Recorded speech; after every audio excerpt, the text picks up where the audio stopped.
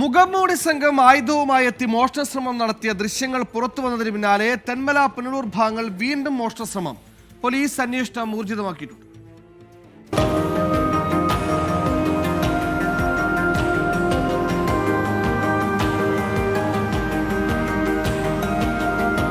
തെന്മല ക്ഷേത്രഗിരിയിൽ ജുബി ഭവനിൽ രാജു മത്തായിയുടെ വീടിന്റെ മുൻവാതിൽ കുത്തിത്തുറന്നാണ് മോഷ്ടാക്കൾ അകത്ത് കടന്നത്.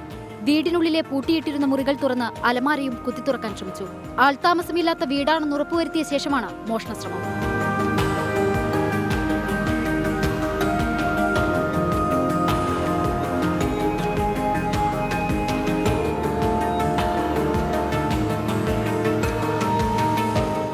രാവിലെ ജോലിക്കാരി വീട്ടിലെത്തിയപ്പോഴാണ് മോഷണശ്രമം ശ്രദ്ധയിൽപ്പെട്ടത്. തുടർന്ന് ബന്ധുക്കളെ വിവരമറിയിക്കുകയും തെന്മല പോലീസിൽ പരാതി നൽകുകയും ചെയ്തു. മുൻവശത്തെ കതക് കുത്തിത്തുറന്ന് അകത്ത് കയറിയ മോഷ്ടാക്കൾ പിൻവശത്തെ വാതിൽ വഴിയാണ് പുറത്തിറങ്ങിയത്. വീട്ടുകാർ സ്ഥലത്തില്ലാത്തതിനാൽ എന്തൊക്കെ നഷ്ടപ്പെട്ടിട്ടുണ്ടെന്ന് വ്യക്തമല്ല.